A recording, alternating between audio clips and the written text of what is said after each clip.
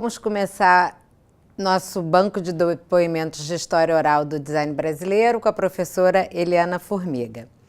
Eliana, tem um mantra que os nossos alunos sempre falam, repetem há muitos anos, que é: minha mãe não sabe o que eu faço. Como é que foi para você, em que ano que você entrou na faculdade, como é que foi para você uma profissão que ainda estava começando, explicar para as pessoas, e como é que você descobriu a existência dessa profissão? Bom, eu estava fazendo vestibular para matemática. Queria ser matemática. Não passei no vestibular por conta da química e da descritiva. E estava muito chateada que ia ter que esperar mais um ano para fazer o vestibular. Aí meu irmão, que era arquiteto e tinha feito o curso no MAN com a Luiz Magalhães, de programação visual, virou e falou: por que você não vai fazer desenho industrial? Eu falei: bom, o que é isso? Aí ele começou a me explicar, eu fui na ESG, e isso foi assim, logo depois do meu vestibular. Eu tinha acabado de fazer o vestibular para matemática, sei lá, em dezembro, janeiro, e o vestibular da ESG era em fevereiro. Aí, isso em 68, acho que foi 68. Aí eu disse: bom, vou lá ver o que é. Fui lá, olhei os livros um pouco na biblioteca, mas nada aprofundado. E me inscrevi para o vestibular. Não passei no vestibular, naturalmente, porque só em português e história eu tirei, sei lá, 1, 2, uma coisa assim. Tirei outras notas boas de matérias que eu sabia e eu fiquei surpresa que eu tirei um 9 no desenho vocacional. Aí eu falei: olha, de repente talvez seja uma boa coisa para eu fazer. E aí, quando chegou em agosto, fui fazer, enquanto eu esperava o vestibular, pensando, eu tinha 5 profissões que eu queria fazer diferentes, cada uma de um jeito completamente diferente do outro. Em agosto, eles abriram o cursinho lá na ESG, com os alunos de lá. E aí eu me inscrevi, então aí tive aulas com Cacaso, tive aulas com Lessa, com Bozizio, com Pini. E aí eu fiz o vestibular e passei, porque aí pelo menos eu sabia do que eu estava falando, o que era, porque antes realmente não tinha a mínima ideia. E uma coisa também que eu gostei muito, que enquanto esse tempo que eu esperava, eu fiz uma viagem para a Europa, então eu conheci muita coisa de design lá fora, vi até uma exposição de design em Paris, que eu realmente gostei muito, e fiz o cursinho de professora da Escolinha de Arte do Brasil, do Augusto Rodrigues. Uhum. E realmente aquilo me satisfez muito, eu gostei muito daquilo. Então, fazendo vestibular, eu entrei para a faculdade em 69 e fiquei até 72. Sempre com uma coisa muito dividida entre produto e programação visual. Sempre gostei dos dois. Então, eu fiz o curso todo, ainda bem dos dois, e até o meu projeto final foi em produto. E como é que era a sua turma de escola? Eram pessoas que estavam entrando como primeira carreira, assim, primeira faculdade? Eram pessoas que vinham da arquitetura, da publicidade? Como é que essas pessoas também estavam descobrindo esse universo naquela época? Você se lembra? Nós tínhamos um misto de pessoas da minha idade, que vieram do colégio, pessoas que vieram do Cefet, que era muito interessante para a gente, porque eram pessoas da escola técnica, que eles já tinham uma noção de vista, de desenho técnico, dessas coisas todas, e alguns outros egressos de outros campos, como Belas Artes, arquitetura, engenharia, viam umas pessoas assim soltas, né, de outros lugares.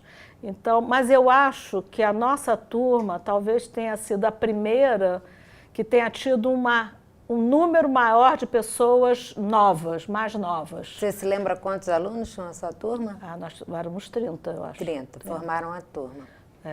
Mas muitos foram ficando pelo meio do caminho. Tinha um que era músico, o Maurício Maestro, tinham pessoas bem... E me diz uma coisa, homens e mulheres, era equilibrado essa divisão de gênero ou não? Tinha mais homens do que mulheres, mais ou menos equilibrado. Aham. E como é que foi o resto da sua formação profissional? Quer dizer assim, a ESG foi suficiente? Você procurava informações em outros lugares? O ID tinha cursos, Museu de Arte Moderna? Como é que era se formar nessa época? Olha, Quem eram seus professores, assim, que você se lembra? Bom, meus professores foram fantásticos, né? O Pinatari, o Décio Pinatari, que ia lá de 15 em 15 dias, uma vez por mês, mas dava uma aula fantástica. Frederico de Moraes, Zoenir Ventura, a Luiz Magalhães, Berg Miller, que nos acompanhou os 4 anos inteiros, então metodologia é uma coisa que eu tenho aqui enfiada, né? O Goebel, o Oberg, Bonifácio e a primeira turma de ergonomia, do Itiro. Ele estava saindo da engenharia e indo pela primeira vez. Então, inclusive, a aula de ergonomia, a gente tinha alunos de outras turmas fazendo junto com a gente. Uhum. Fotografia foi a época que o Roberto Maia entrou também. Então, foi bem interessante, né? O número de professores, a Renina Katz também, que até hoje eu dou alguns exercícios que eu aprendi com ela. Uhum. Muito, muito interessante, muito rico. Eu não sei se a gente falou. Onde você estudou? Na ESG. Na escola Só tinha ela na época. Escola Superior de Desenho Industrial da UERJ. E me diz assim, como é que vocês faziam outros cursos? O que acontecia nessa época? Revistas. O que se lia nessa época sobre design? Só estrangeiro. Só estrangeiro. Só estrangeira. Livro, eu me lembro que eu consegui comprar um livro que meu pai me deu, caríssimo, de embalagem, o curso inteiro, que era o único livro realmente de design. Uhum. Outros livros a gente tinha, de teoria da informação, português, outras coisas assim. Mas a gente tinha livros do Décio Pinatari, textos dele, né, de semiótica e tudo isso. Mas livro de design, eu tenho esse livro até hoje. O que a gente sentia muita falta era de uma vivência profissional. Uhum. A gente não tinha lugar para estagiar, não existia esse tipo de coisa, né? Então, nós fazíamos o seguinte, tinha um amigo nosso que tinha um Fusca, o Humberto.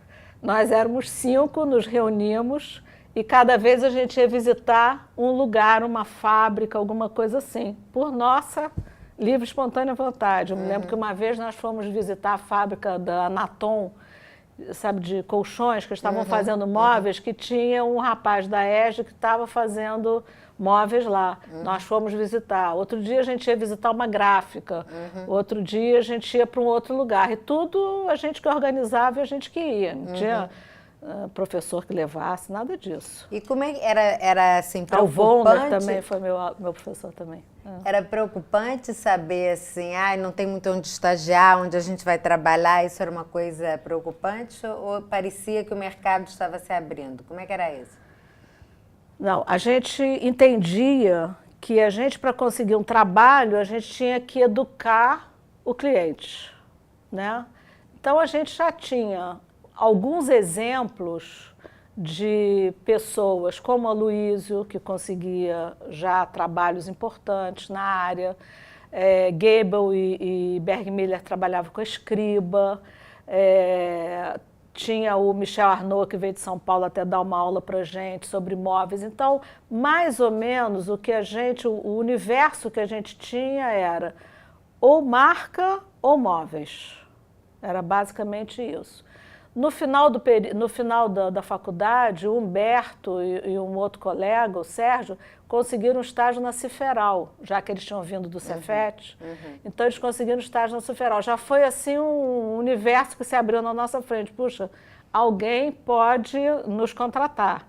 Mas era completamente nebuloso, a gente não sabia o que ia fazer. Então, o que a gente pensava era montar um negócio, era ser empreendedor, era montar um escritório, sair à cata de cliente. A gente não tinha muitos horizontes pela frente, não.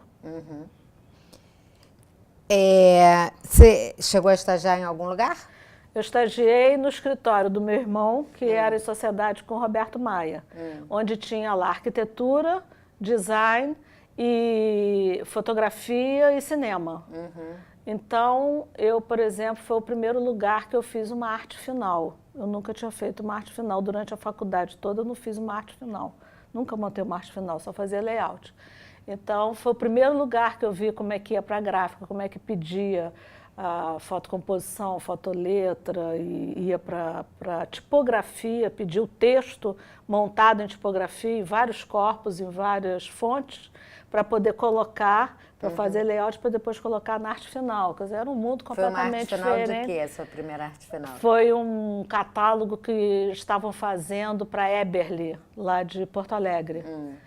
A Eberle Metais. Então tinha as fotos pequenininhas, tinha os textinhos, tudo eu me lembro até hoje, meu irmão me ensinando a como colocar fazer proporção de foto, diagramar, botar aquilo ali tudo, né?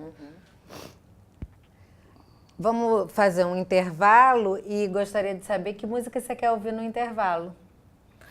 Eu quero ouvir My Funny Valentine com Chet Baker.